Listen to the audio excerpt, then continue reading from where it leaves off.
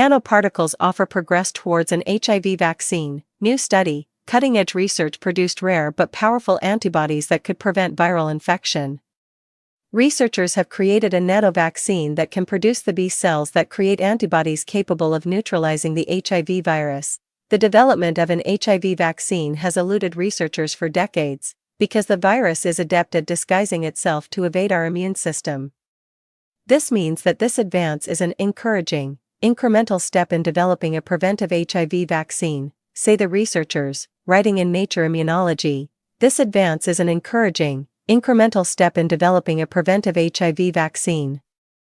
Say the researchers, the vaccine stimulated the immune systems of mice and rhesus macaque monkeys to make an immune cell, called a B cell, that is responsible for making antibodies specific to the threat that the immune system is encountering. In this study, they made B cells that can produce HIV broadly neutralizing antibodies.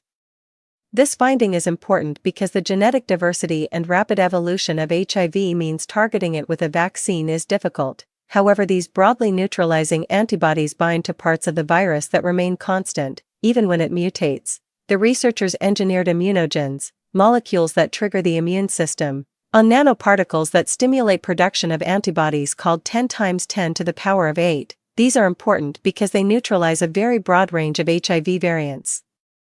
The 10 × 10⁸ antibody binds to another protein called GP41, effectively a key that sits on HIV's surface that allows it to enter human immune cells. Destroying this key would be a huge win as it would stop the virus from infecting our cells.